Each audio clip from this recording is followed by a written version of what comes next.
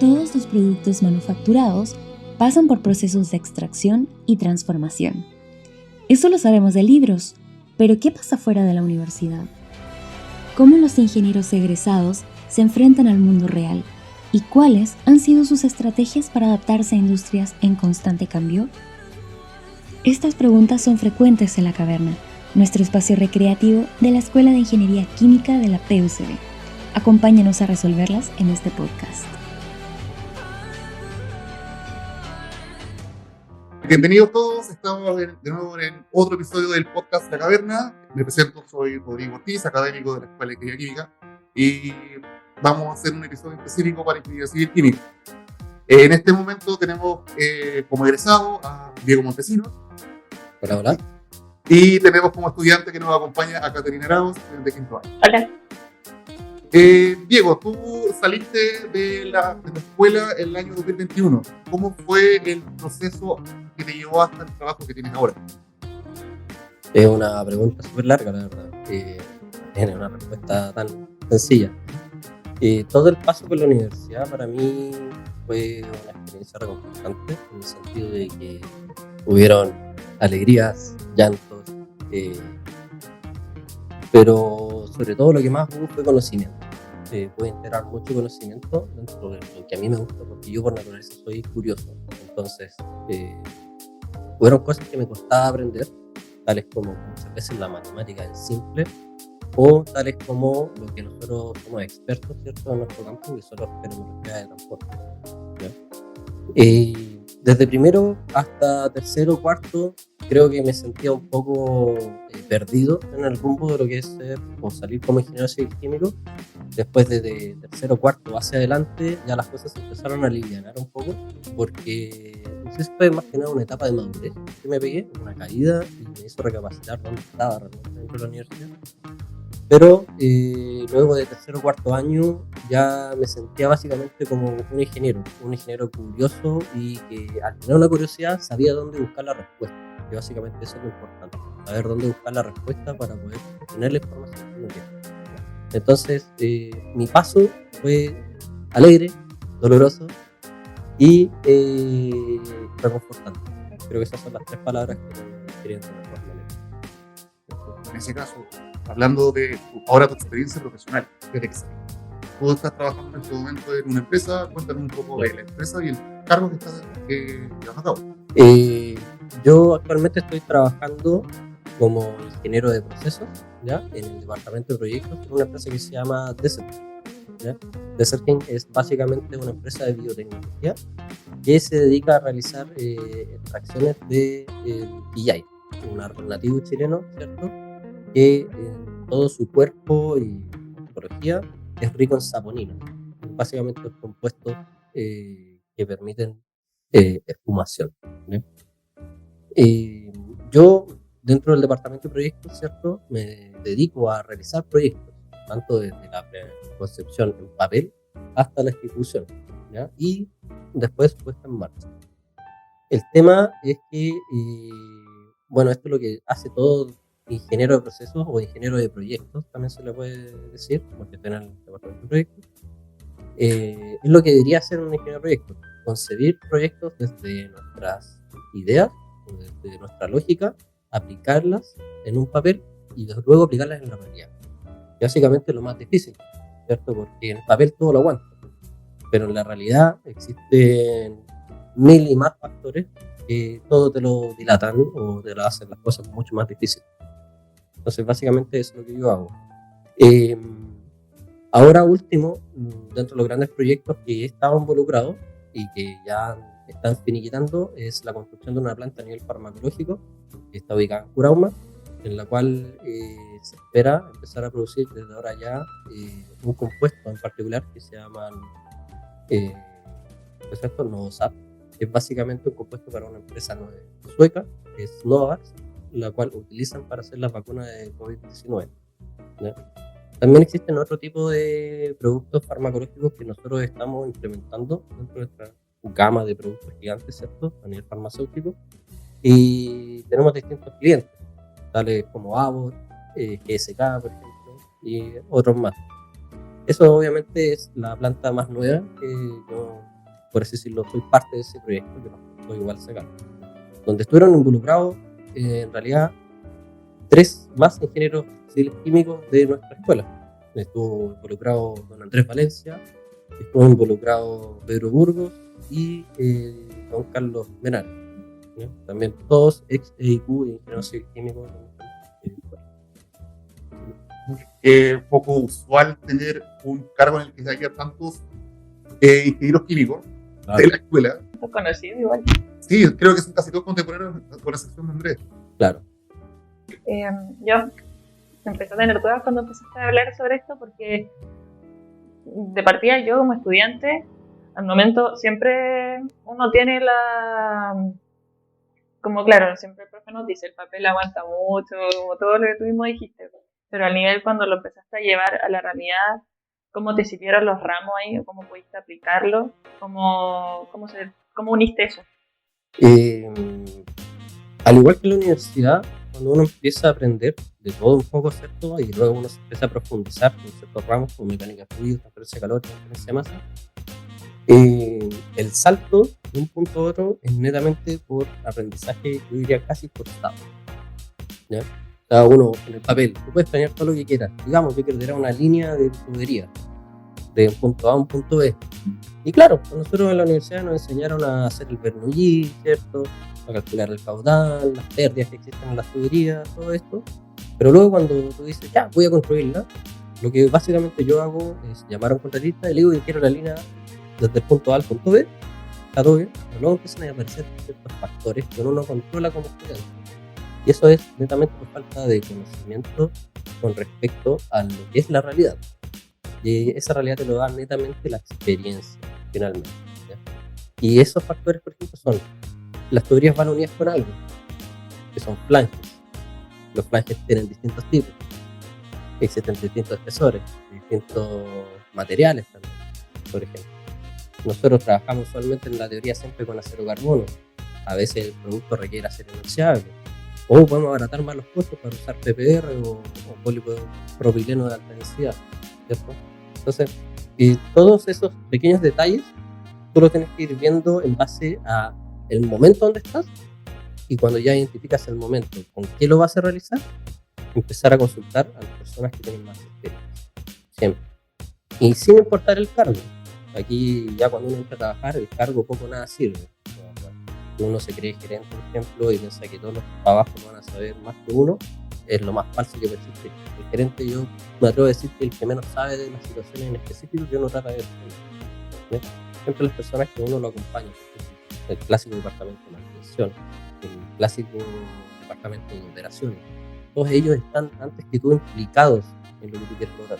Entonces, para anexar las cosas del conocimiento teórico de la universidad con la realidad, lo ideal es hace tu parte lo mejor que puedas, que es la que tú más te manejas, que es la teoría, pero al momento de llegar y implementar, consulta a las partes que quizás no saben la teoría, pero sí tienen experiencia con poder entender qué es lo que sucede y qué es lo que se necesita para implementar esa teoría, ¿no? Obviamente ahí existe un proceso también de poder comunicar de manera que ellos también entiendan lo que uno quiere decir. ¿Okay? Entonces, básicamente, la teoría se anexa con la realidad cuando uno la empieza a implementar y la enfrenta de uno. Antes de eso, es difícil que tú sepas con conocimiento de la vida ciertas partes de la teoría para que se vuelva realidad. ¿Okay? Ya. Y por ejemplo, en cuanto a ramos, ¿cuál tú crees que te hubiera como aportado harto en lo que te está ahí? La verdad es difícil responder esa pregunta porque yo, como soy ingeniero de proyectos, no solamente abarco proyectos de ingeniería química, que son procesos que nosotros conocemos, básicos como agitación, transferencia de calor, transferencia de masa, transferencia de inercia en los fluidos, ¿cierto? Todo eso nosotros los conocemos. Pero también existen otras partes, por ejemplo, por desarrollo mecánico, donde nuestro fuerte no es tanto, porque obviamente eso es para un ingeniero civil mecánico. Pero aún así tenemos los conocimientos básicos para poder atacar eso. Y ahí es donde uno tiene que seguir estudiando. Cuando uno está trabajando, uno no puede dejar de estudiar. La norma es siempre esa. Cuando uno está trabajando y encuentras un problema, por lo menos como ingeniero de proceso o ingeniero de proyecto, te encuentras un problema y tú no sabes bien cómo hacerlo, estudias, te asesoras, buscas quién puede saber y te nutres de esa información y lo aplicas. Y en el momento que tú ya estás, entre comillas, seguro de hacerlo, vas a la realidad, lo aplicas y te puedes, como digo, asesorar con personas que sí lo saben, ¿ya?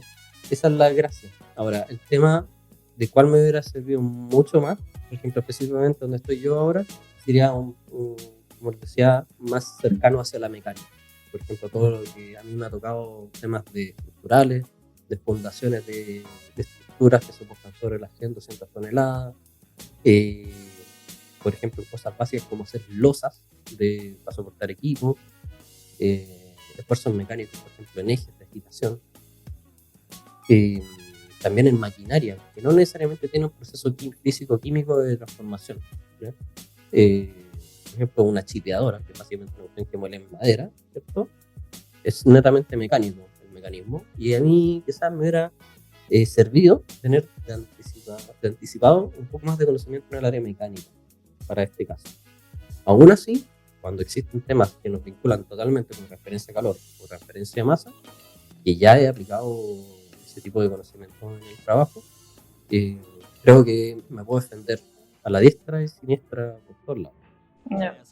Por ejemplo, lo que tú me cuentas de mecánica. ¿Cómo fue buscar una fuente externa? ¿O buscaste si existía algún curso? ¿O empezaste como a buscar más libros, cosas así? ¿Preguntarle a profe o preguntarle a...? En un principio, cuando partí trabajando, ¿cierto? Y tenía ciertos problemas, me acuerdo una vez que vine a hablar contigo, ¿cierto, Rodrigo? Para la búsqueda de un pasteurizador, ¿ya? Y eso fue netamente porque uno vuelve a la universidad, o sea, la universidad está de donde saliste con todos tus conocimientos, entonces obviamente ahí puede haber, o puede que exista la respuesta a la pregunta.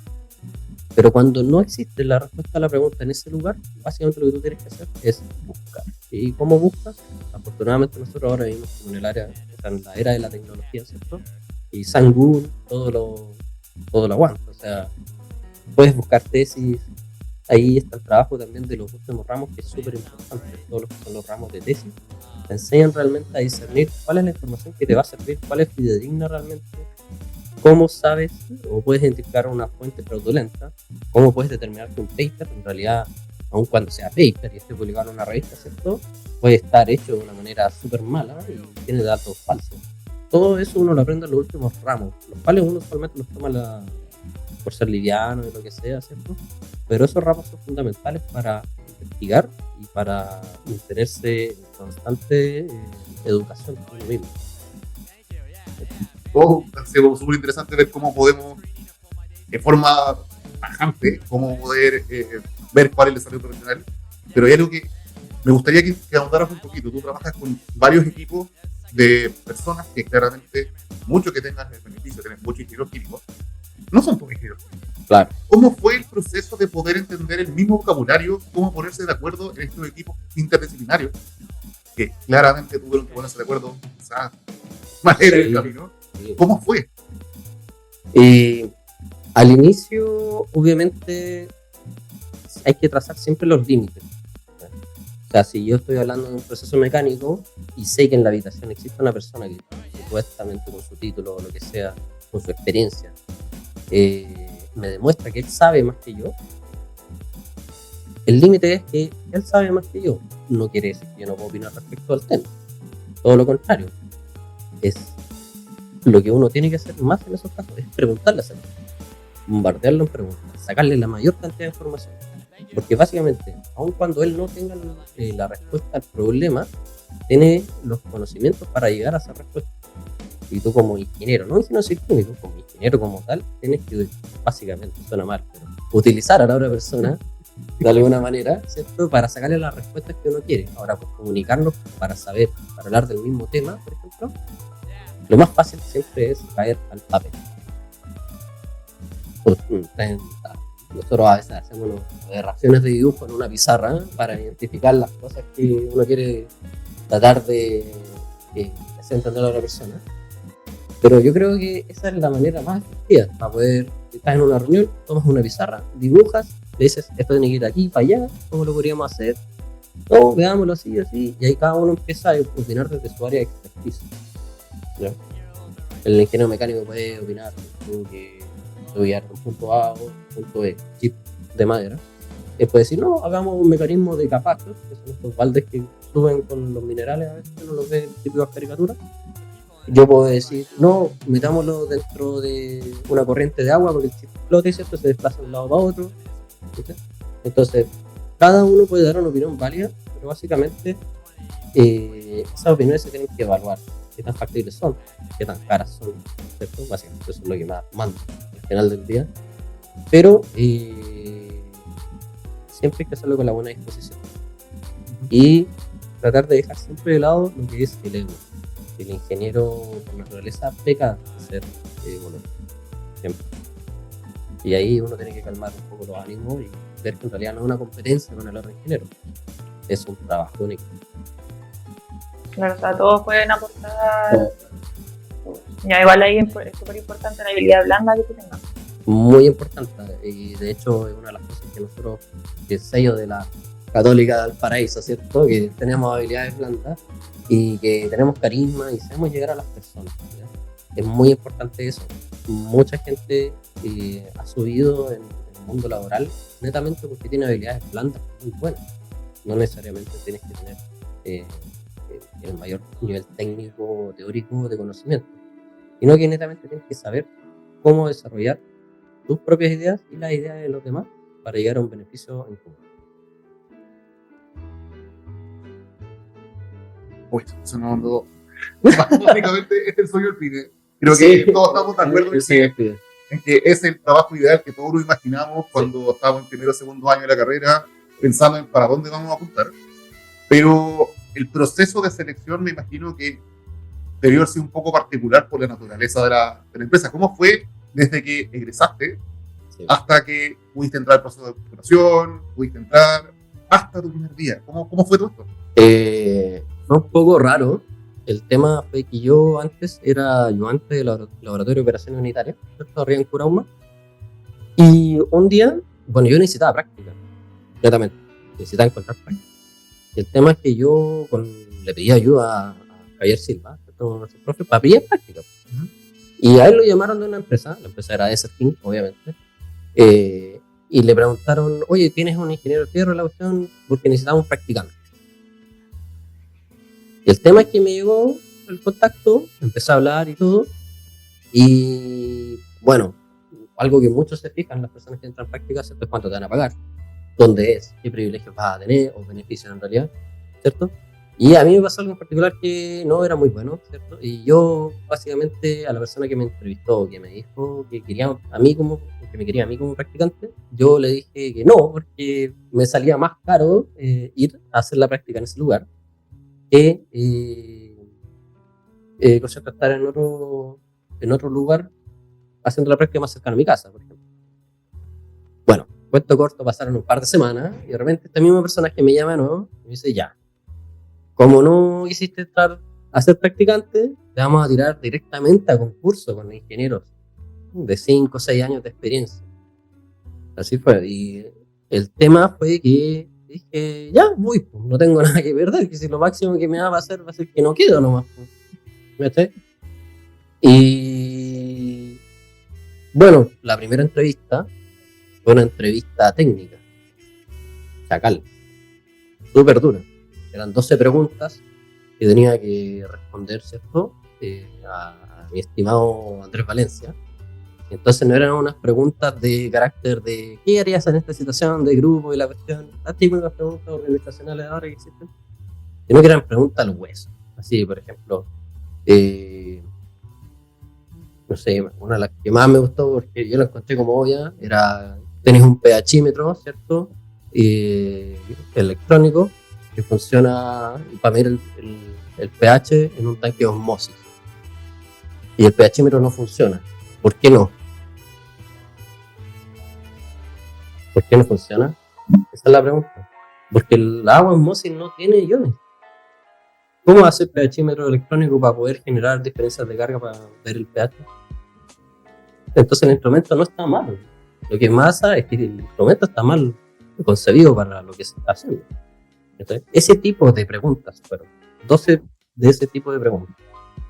todo el rato. Y la siguiente entrevista, bueno, fue con el gerente de proyectos, en ese tiempo Carlos Ceder, muy buena onda, una entrevista ya más del lado de cómo interaccionas tú con tus compañeros. Luego de eso fue entrevista con el gerente de operaciones, y básicamente el jefe de mi jefe, y lo mismo. Pero la pregunta ahí fue más hacia mi desarrollo profesional, porque yo en ese minuto tampoco estaba, no había terminado la carrera. Estaba básicamente, era noviembre. Yo ahora el 29 de noviembre cumplí un año trabajando en DSP. Y me preguntó, ¿yo voy a terminar mi carrera sí o no? Y yo ahí tuve dudas. Si le digo que no, porque puedo entrar a trabajar al tiro. Yo le dije que sí, me dijo, me gusta tu visión. Bien, entonces cuando terminas, ¿cuándo puedes entrar de lleno? Y ahí yo le dije, yo puedo entrar el 29 de noviembre, parcial, por así decirlo, con mi disposición de tiempo, no por horario fijo. Y después de diciembre en adelante, cuando ya defendí tesis, me puedo concentrar 100% en lo que tú quieras. Bien. Después entrevista psicológica, lo cual es netamente un protocolo, porque todas las empresas exigen entrevista psicológica, obviamente. Uh-huh. Y ahí estaba. Después el 29 de noviembre fue mi primer día, fue en plena pandemia, y yo llegué a la empresa y obviamente, por ser plena pandemia, había muchas personas infectadas, y no había nadie. Y dije, ¿qué onda? No trabaja nadie acá. Así que como blog. Y nada, después me empezaron a entregar proyectos. El primer gran proyecto fue terminar la planta de nivel farmacéutico de Riancurauma, lo cual fue un desafío gigante, ¿cierto? Porque acá en la escuela nunca nos enseñan niveles industriales, ¿cierto? Sino que existe la industria. Pero de ahí a pasar a industria de alimentos hay un par de ramos electivos, ¿cierto? O de pasar de industria de alimentos a farmacológica, que es como el grado más puro de lo que es la industria, ¿cierto? No tenemos, por así decirlo, datos. Al menos ni el vocabulario lo tenemos. Sí, por eso. Entonces, tuve que enfrentarme a temas de, no, tengo que pensar que esto tiene que ser inocuo, no, tengo que pensar que esto tiene que ser controlado, no, tengo que pensar que esto todo tiene que ser a acero inoxidable. ¿Pero estás ahí solo? No, ahí estaba con Carlos Menares y Pedro Burgos. Pedro Burgos entró al mismo tiempo que yo. Los dos somos colegas contemporáneos. Y Carlos Menares ya llevaba 2 años ya en la empresa. Carlos Menares también salió acá de la escuela. De hecho, es 2 generaciones antes que yo, no me equivoco. Bueno. Y ahí estuvimos verano hasta abril, dándole. Habían veces que yo pasaba de largo trabajando, pero netamente porque yo quería ganarme el puesto. Básicamente uno entra casi nunca con contrato indefinido. Uno entra con contrato a plazo 3 meses y eso después, cuando tú demuestras, ¿cierto? O le demuestras a la gerencia que vales el puesto, vales la plata que te están pagando dentro del presupuesto, te dan contrato indefinido. Entonces ya a mí en marzo me llamaron contrato indefinido. Y ahí ahora desde marzo en adelante he tenido contrato indefinido hasta el día de hoy. Ojalá se siga. Sí, por favor. Ojalá sigamos con esa interacción. ¿Tú nunca hiciste la práctica? No, ¿qué es lo que pasa? Yo hice memoria con una empresa que se llama Oxo. ¿Ya? Oxo es una empresa que se dedica a la inyección de oxígeno, o sea, no la inyección en realidad, a la producción de oxígeno y ozono. ¿Ya? El oxígeno y el ozono, bueno, el ozono en particular se utiliza para el tratamiento de aguas, para remover impurezas y otros temas particulares. ¿Ya? Por ejemplo, para crear atmósferas inocuas también se utiliza ozono. ¿Ya? Por otro lado, el oxígeno, Oxo lo utiliza específicamente para la inyección en jaulas de piscicultura o acuicultura. ¿Ya? Estas jaulas están en el mar, ¿cierto? Y también en algunos ríos o en lagos. Y se inyecta este oxígeno para netamente restablecer el oxígeno disuelto en el ambiente de los peces. Por esto que es una actividad... un nombre, masiva, no es masiva, extensiva es harto intensiva. Es una actividad de crianza intensiva, entonces los salmones agotan naturalmente el oxígeno disuelto en las aguas. Y para remediar eso, ¿qué es lo que se hace? Se inyecta oxígeno o aire bajo las jaulas, las cuales suben como burbujas. Mi tesis se trató básicamente de la simulación de transferencia de oxígeno en medio marino, ¿cierto? Para distintas peceras de salmónido. Eso es básicamente. Fue simular cómo subían las burbujitas y transferían el oxígeno al agua secundaria. Sí, he escuchado de y eso, básicamente, como no hice memoria, no hice práctica, al tiro, y pude integrarme al mundo laboral de lleno. Ya. Ahora, también pensé en quedarme en ese mundo, porque uno hace la memoria en ese mundo y dice, ya me gusta, ya tengo los conocimientos y todo.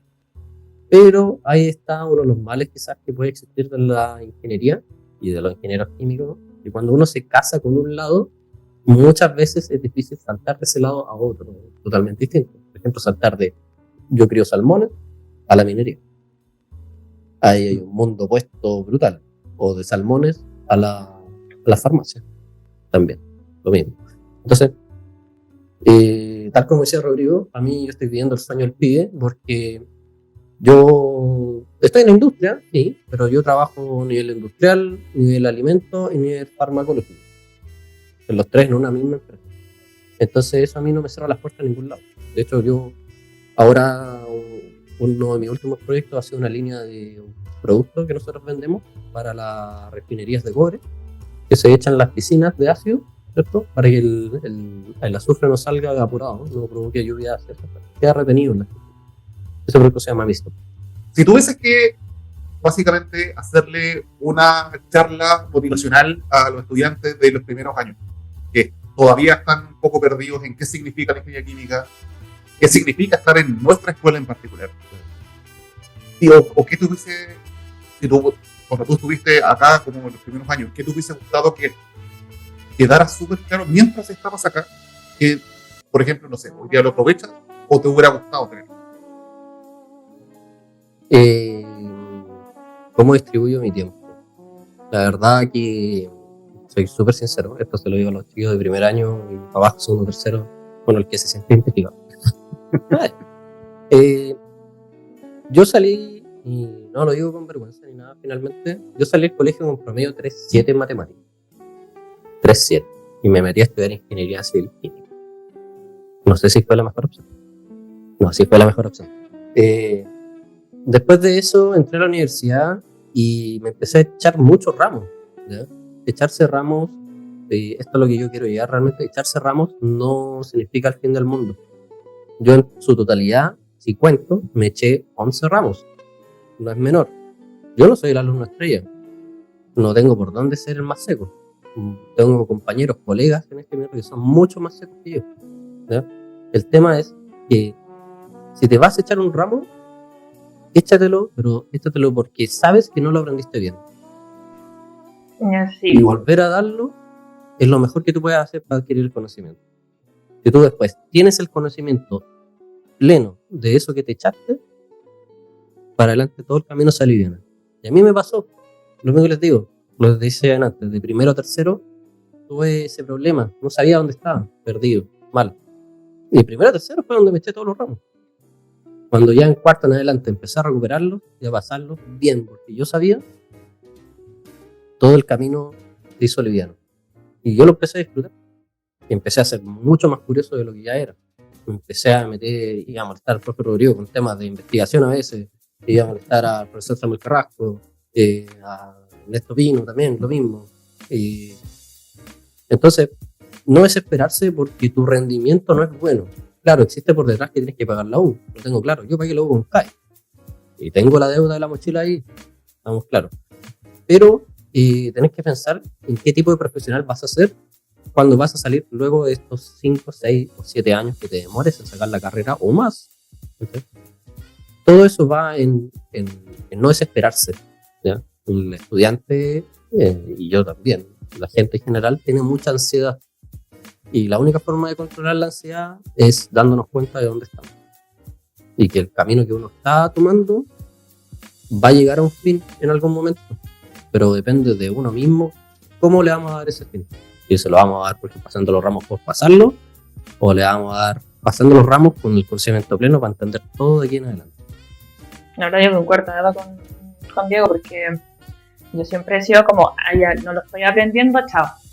Porque me pasó con cinética la primera vez que lo di, ya sentía que no estaba aprendiendo nada y dije, no puedo pasar un ramo así, porque para mí siempre es fundamental sentir que estoy aprendiendo.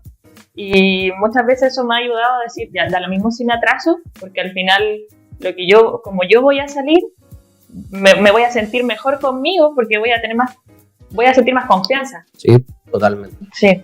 Totalmente. Yo un amigo, cuando me atrasé, le dije, no se preocupen chiquillos, o sea, mi grupo de amigos, le dije, no se preocupen chiquillos, después nos vamos a ver todos. Cuento corto, estábamos todos dando control de proceso. Se puede. Y a mí me pasó lo mismo con Rodrigo con cinética. Yo igual me eché cinética. Y yo la lloré porque cuando lo di, bueno, me acuerdo todavía, fue en esta sala arriba en el PIN, en el último piso atrás, dando sol en la tarde, habían como 32 grados dentro de la sala, éramos 80 personas y todos estábamos así muriéndonos. Y yo un segundo yo colapsé y dije, ya no puedo más. Me paré, entregué la prueba y no sé si fue la inercia, pero ahí todos se pararon. Empezaron para entregar y yo saliendo todos. Y después me encontré a Rodrigo bajando, ¿cierto?, fuera del PIN. Y yo llorando, obviamente, porque ahí todavía no tenía ese tema del quiebre que les comentaba, no lo tenía todavía. Y después me di cuenta, netamente, que mejor que haya sucedido eso, haberlo pasado sin el conocimiento. Pero que esto de verdad de los estudiantes, sobre todo que tenemos en la escuela, les sirva, es el mejor ejemplo. No necesitamos un estudiante estrella para poder hacer todo lo que podemos llegar a hacer. Efectivamente, no necesitas ser el mejor para durar como el mejor. Por lo que se dice. En ese caso, estamos terminando. Muchas gracias, Diego, por la entrevista. Gracias, Catherine, por acompañarnos también. Espero de que haya sido tanto provechoso como para nosotros presentes acá como para los auditores. Recuerden que me llevo harto de aquí. Sí, es todo lo que necesitamos en ese caso. Recuerden seguirnos en las redes sociales de la escuela. Este fue otro episodio de La Caverna. Espero de que puedan seguirnos en los próximos episodios. Hasta luego. pero